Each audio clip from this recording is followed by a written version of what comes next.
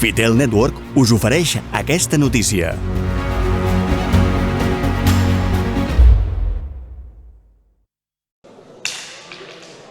Càstig immerescut al tercer equip del Club Futbol Sala Lloret. La visita diumenge de l'Atlètic Vidreres, rival directe a la zona mitja de la classificació, es va saldar amb una pluja de gols a la segona part. Al punt d'inflexió, la lesió del porter lloretenc Pavel Levin. 9 dels 10 gols que es van veure al parquet del Molí van ser a partir de la represa. La solitària Diana de Moja, al minut 8, feia justícia a una primera part amb domini local i més aviat pobra en ocasions de gol. Ben al contrari que al segon temps, l'àrbitre gairebé no s'havia tret el xiulet de la boca quan l'Atlètic Vidreres tot just marcava l'empat.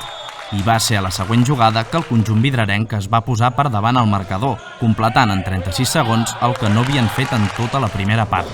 Fruit de l'acció, les pitjors notícies pel Lloret, la lesió d'un Pavel que no va poder tornar a jugar. L'alegria per la diana de Jaime Piedra, un míssil imparable, no va durar ni un minut.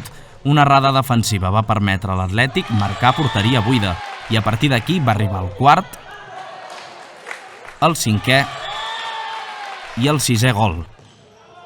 Kevin Suárez va voler maquillar el festival golejador de l'equip del poble veí, que encara va tenir temps per un setè gol. El Club Futbol Sala Lloret C es troba ara a la quarta posició per la cua, amb 6 punts en 5 partits.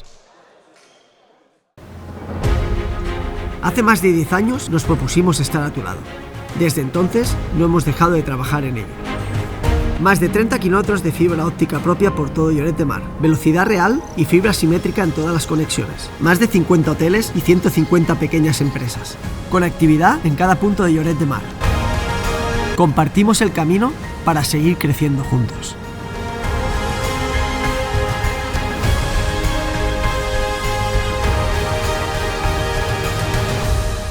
Yo soy Fitel.